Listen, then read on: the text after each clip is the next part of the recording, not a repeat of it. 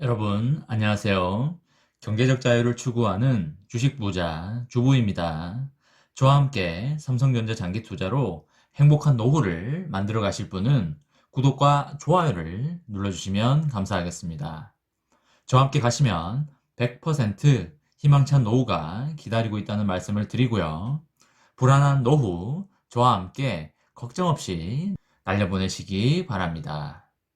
여러분, 상쾌한 주말 잘 보내고 계신가요? 인생의 매일매일이 주말이면 얼마나 좋을까라는 생각을 해봅니다. 그럼 인생이 정말 행복하지 않을까요? 근데 여러분, 그거 아시나요? 인생의 매일매일을 주말로 만드는 방법이 사실 존재합니다. 여러분들에게만 알려드리도록 하겠습니다.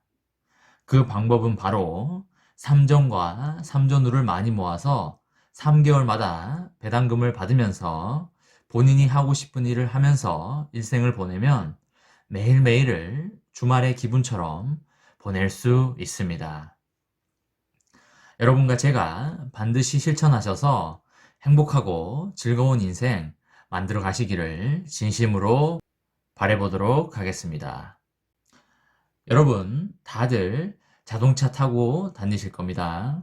대중교통을 이용하시는 분들도 계시겠지만 대부분이 자동차를 타고 이동을 하실 텐데요. 걸어 다니다 보면 몇 년 전보다 외제차가 거리에 참 많아진 듯 보입니다. 국내 고급차 라인 가격이 외제차 가격 못지 않다 보니 이제는 외제차도 쉽게 우리들이 볼 수 있습니다. 또한 지금은 내연 기관차들이 거의 대부분이긴 한데요. 주위에 점차 테슬라 전기차들도 많이 보이고 국내 전기차들도 심심찮게 보이고 있습니다. 앞으로 전기차와 자율주행차는 지금보다 훨씬 많아질 거고 10년, 15년 정도 지나면 이제 내연 기관차를 더 이상 보지 못하는 수준까지 가게 될 겁니다. 전기차와 자율주행차에도 반도체가 엄청 들어가게 되어 있는데요. 해가 갈수록 더 많은 반도체가 탑재될 예정입니다. 반도체 하면 우리나라에서 최고가 누구인지 아십니까? 네, 맞습니다. 바로 삼성전자 아니겠습니까? 삼성전자가 차량용 반도체 시장 점유율 세계 1위 기업인 NXP 반도체에 인수설이 나오고 있어서 이번 시간에는 삼성전자가 차량용 반도체 기업인 NXP 반도체를 인수하나 라는 내용에 대해 이야기를 해보도록 하겠습니다. 이야기에 앞서서 많은 분들이 NXP 반도체에 대해서 모를 수도 있다고 생각이 들기 때문에 NXP 반도체에 대한 간략한 개요에 대해서 여러분들께 먼저 말씀을 드리고 이야기를 해보도록 하겠습니다.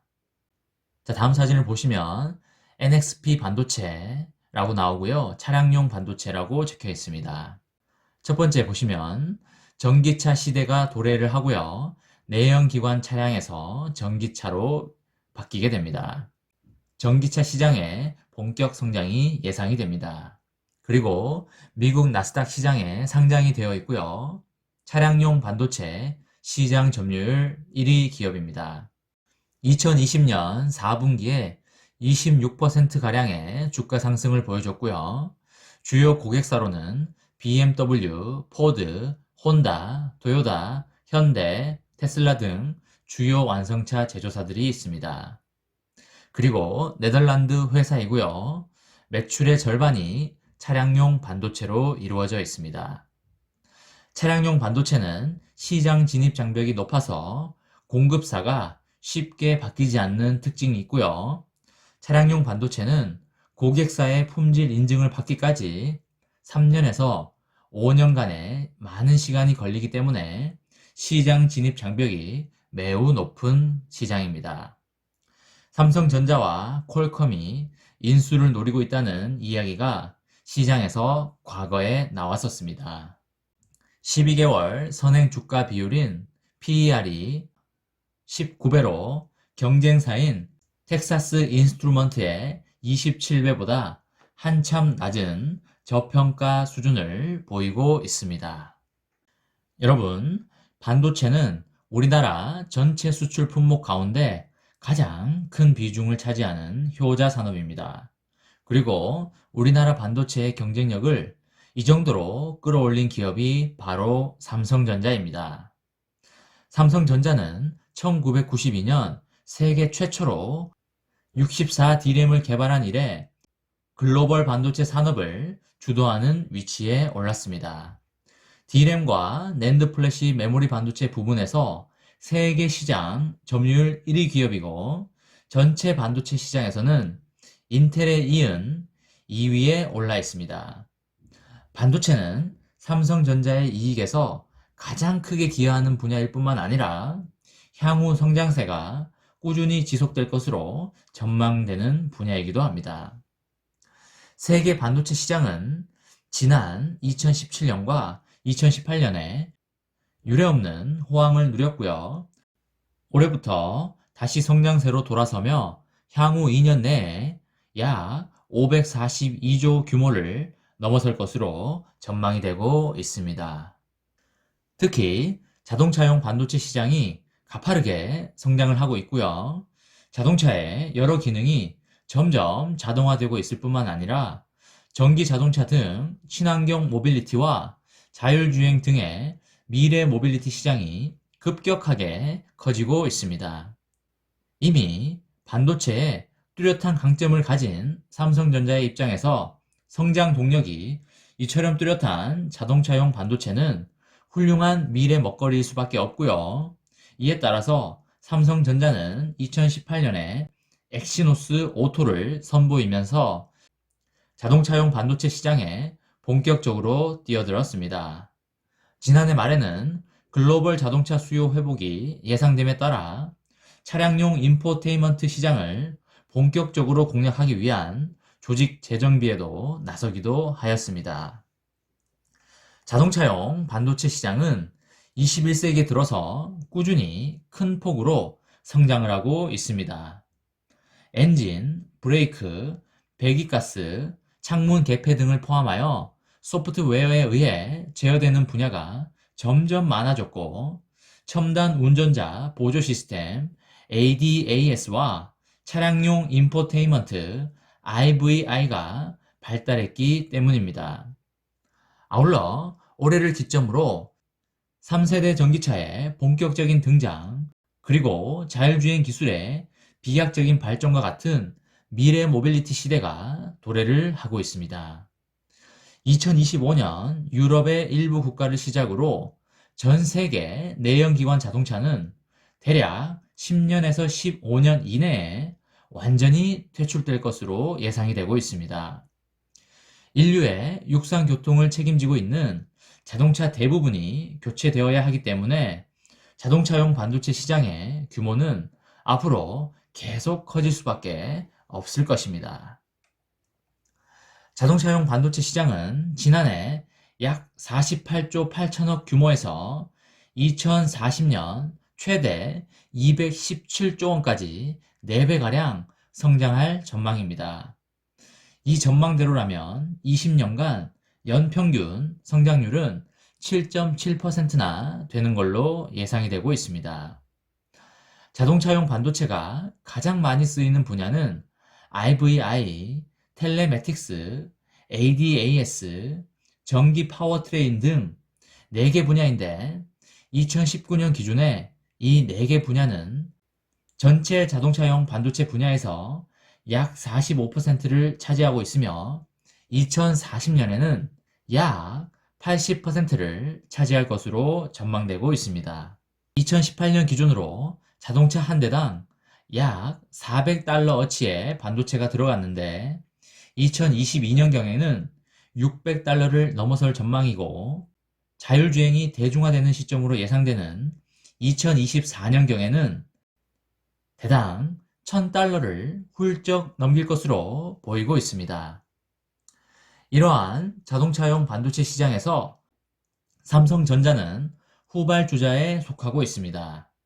현재 자동차용 반도체 시장은 네덜란드의 NXP 반도체, 그리고 일본의 르네사스 일렉트로닉스, 그리고 독일의 인피니언 테크놀로지 등의 3강 체제로 구축이 되어 있습니다. NXP 반도체는 2006년 필립스에서 분사한 비메모리 반도체 기업이고요. 전체 매출액 중 절반가량이 자동차용 반도체에서 나오면서 2018년 기준으로 글로벌 자동차용 반도체 시장의 매출 점유율이 10.8%를 차지하여 세계 1위에 올랐습니다. 2019년 기준 연간 매출액은 약 9조 5천억 원으로 세계 반도체 기업 매출 순위에서도 9위에 올랐습니다. BMW, 토요타, 테슬라, 현대자동차, 포드, 혼다 등 주요 완성차 업체 대부분이 NXP 반도체의 고객사입니다. 코로나19로 주춤했던 자동차 판매량이 회복세를 보이고 있고, 이와 함께 자동차용 반도체 시장의 성장이 전망되면서 2020년 4분기 들어 주가가 26.9%가 상승하였습니다. 삼성전자는 앞선 선두권의 새 업체보다 전체 반도체 매출에서 크게 앞서지만 자동차용 반도체 분야로 한정하면 10위권 밖에 아직 미약한 규모의 매출을 보이고 있습니다. 삼성전자는 지난 2018년 180조 원 투자 계획을 발표하면서 자동차용 반도체와 인공지능, 그리고 5G, 바이오를 4대 미래 성장 사업으로 꼽았으며, 그해 자동차용 어플리케이션 프로세서인 엑시노스 오토와 이미지 센서 브랜드인 아이소셀 오토를 출시하면서 본격적으로 사업에 뛰어들었습니다. 자동차용으로 한정하면 후발주자이지만 반도체 붐은 전통의 강자인 만큼 출범 초기부터 굵직한 계약들을 성사시킨 바 있습니다. 2019년 4월 출시된 테슬라의 자율주행 툴 HW3에는 엑시노스 칩이 탑재가 되었고, 이어 5월에는 아우디 A4에 탑재될 엑시노스 오토 8890을 공급하는 계약을 체결하였습니다. 무엇보다 삼성전자는 기술력에 대해 큰 자신감을 보이고 있습니다. 삼성전자에 따르면 엑시노스는 자동차에 최적의 인포테인먼트 환경을 제공합니다. 빠른 데이터 처리 속도와 강력한 그래픽 성능을 자랑하며 멀티 디스플레이 기능으로 최대 4대의 디스플레이를 동시에 작동시킬 수 있습니다. 또한 다양한 운영 체제와도 호환이 가능한 부분이 있습니다. 이미지 센서는 자동차 앞, 뒤, 옆면과 사이드 미러 등에 장착되어 자동차의 눈 역할을 하는데, 삼성전자는 이미 스마트폰용 초소형 고화질 이미지 센서로 기술력을 인정받은 만큼 이 부분에 남다른 자신감을 보이고 있습니다. 삼성전자는 프레임 속도와 빛 민감성을 더욱 향상시켜 빈틈없이 꼼꼼하게 시야를 확보하고 화질을 높이기 위해서 노력하고 있습니다. 한편 자동차는 대부분 야외에서 사용하는 제품으로 다양한 기후 변화와 거친 환경에 노출이 되어 있고, 다양한 노면 상태에서 시속 수십에서 수백 킬로미터의 고속으로 장시간 주행을 하게 됩니다. 또한 어떤 열악한 조건에서도 사람의 안전이 최우선으로 보장되어야 합니다. 따라서 자동차용 반도체는 급작스러운 온도 변화와 계속되는 진동에 견디면서 안정적인 성능을 보장할 수 있어야 할 것입니다. 삼성전자는 2019년 5월에는 글로벌 시험 인증기관인 독일의 TÜV 라인란드로부터 자동차 기능안전 국제표준인 ISO 26262 기능안전관리 인증을 취득하였습니다. ISO 26262는 차량에 탑재되는 전기, 전자 시스템의 오류로 인한 사고 방지를 위해 2011년 ISO에서 제정한 자동차 기능안전 국제 규격으로 자율주행 시스템에서의 반도체 안전성이 강조되면서 2018년 반도체 적용 가이드라인에 추가되었습니다. 하지만 업계 일각에서는 삼성전자가 자동차용 반도체 시장 선두권으로 도약하는 것이 간단하지 않을 것이라는 전망도 제기되고 있습니다.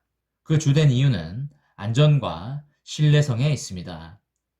자동차에 탑재되는 대부분의 부품이 마찬가지겠지만 사람을 대신하여 자동차의 여러 기능을 제어하는 반도체의 신뢰성은 탑승자의 생명과 직결되는 경우가 많습니다.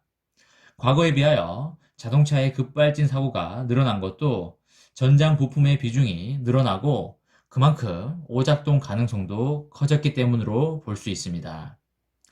자동차용 반도체의 매기는 완성차 기업들의 기준도 그만큼 엄격할 수밖에 없고, 그래서 한번 까다로운 검증 절차를 거치며 신뢰를 준 반도체 공급사를 다른 새로운 공급사로 바꾸는 일이 드물 수밖에 없습니다. 이런 배경에서 삼성전자가 자동차 반도체 공급을 늘려나가는 데에는 현대자동차 그룹의 역할이 부각되고 있습니다. 지난해 삼성전자 이재용 부회장과 현대자동차 그룹 정의선 회장은 두 차례 공식 회동을 갖고 미래 자동차와 모빌리티 분야의 협력 방안을 논의한 바 있습니다. 대한민국 재계의 최대 거물인 두 사람의 역사적 회동을 지켜본 업계에서는 삼성전자의 자동차 반도체 사업 확대에 현대차 그룹이 큰 조력자 역할을 할 것으로 내다봤습니다. 삼성전자가 AI 연산에 최적화된 신경망 처리 장치인 NPU 기술을 빠르게 고도화하고 있는 만큼 현대차 그룹과의 협력을 통하여 차량용 AP 기술을 한층 업그레이드 시킬 수 있을 거라는 분석이 나오고 있습니다. 차량용 반도체 시장은 분야가 세분화되어 있고 차량의 내외부 온도를 견딜 정도로 내구성도 중요하기 때문에 기존 강자들의 벽을 넘기는 쉽지 않겠지만 삼성전자는 연산을 담당하는 컴퓨팅 부분과 이미지 센서의 강점이 있고 메모리 반도체 시장에서도 최고의 기술력을 자랑하는 만큼 현대차와 협업이 이루어질 경우에 어느 정도 성과를 낼 것으로 보여지고 있습니다. 삼성전자가 기존의 자동차용 반도체 시장 선두권 기업을 인수할 가능성도 제기되고 있습니다. 삼성전자는 113조 원의 현금성 자산을 보유하고 있는 글로벌 포식자이며 지난 2016년에도 전장 사업 본격 진출을 선언하며 세계 최대 전장 업체인 하만을 국내 인수 합병 사상 최대 규모인 9조 1천억 원에 인수한 바 있습니다. 또한 반도체 시장에서 기업들의 인수 합병은 활발하게 이루어지고 있고 이는 자동차 반도체 업계에도 마찬가지입니다. 업계에서는 삼성전자가 이들 중에 MPX를 인수할 것이라는 전망이 꾸준히 제기되어 왔습니다. 그리고 그 배경에는 모바일 AP 시장에서 삼성전자와 치열한 라이벌전을 벌이고 있는 퀄컴이 있습니다. NXP의 릭 클래머 CEO는 평소 기업의 가치는 인수합병을 통하여 높여야 한다는 경영 철학을 가진 인물로 알려져 있는데 그가 2016년 회사를 퀄컴에 매각하고자 시도했던 것입니다. 마침 모바일 사업 외에 새로운 먹거리 확보를 고심했던 퀄컴은 인수가로 무려 약 48조 원을 제시하며 인수 가능성이 높게 점쳐지기도 하였습니다. 하지만 중국 규제 당국의 반대로 퀄컴의 NXP 인수는 결국 무산이 됐고요. 이 무렵부터 NXP를 인수할 후보로 삼성전자가 비중 있게 거론되기 시작하였습니다. 2020년 10월에 NXP 인수설은 다시 한번 수면 위로 올랐습니다. 앞선 9월 미국의 그래픽 처리 장치 제조사 엔비디아가 세계 최대의 팹리스 업체인 ARM을 400억 달러에 인수하기로 했고 AMD도 300억 달러의 자일링스 인수를 추진하였습니다. SK하이닉스는 인텔의 낸드 부분을 약 10조 3천억 원에 인수한다고 발표를 하였습니다. 이런 소식이 연달아 전해지자 삼성전자의 행보에도 관심이 집중되고 있습니다. 이 무렵 마침 이재용 부회장이 6박 7일간의 네덜란드와 스위스 출장을 다녀오자 NXP와 접촉했을 가능성이 제기되고 있고요. 하지만 당시 이재용 부회장은 반도체 미세 공정에 사용되는 EUV 극자외선 장비 공급업체인 ASML 본사를 방문하여 장비 추가 공급 문제와 차세대 반도체 기술 개발을 위한 협력을 논의하였다고 설명하였습니다. 결국 삼성전자는 별다른 인수합병 없이 2020년을 마무리 지었습니다. 하지만 전장 사업을 핵심 미래 사업으로 육성하겠다고 선언한 만큼 대규모 투자를 결단할 시기가 머지않은 것으로 보이고 있습니다. 2021년 삼성전자의 자동차용 반도체 사업의 행보가 어떻게 펼쳐질지 기대가 되고 있습니다. 삼성전자가 NXP 반도체를 인수하게 되면 자동차 전장 사업에서 엄청난 퍼포먼스를 보여줄 걸로 예상되는 만큼 통 큰 인수를 통하여 한 단계 더 나아가는 삼성전자가 되었으면 하는 바람을 가져봅니다. 이번 시간에는 삼성전자가 차량용 반도체 기업인 NXP 반도체를 인수하나 라는 내용에 대해 이야기를 해보았습니다. 저와 함께 삼성전자 장기 투자로 행복한 노후를 만들어 가실 분은 구독과 좋아요를 눌러주시면 감사하겠습니다. 저와 함께 가시면 100% 희망찬 노후가 기다리고 있다는 말씀을 드리고요. 이번 영상은 여기까지 하겠습니다. 시청해주셔서 감사합니다.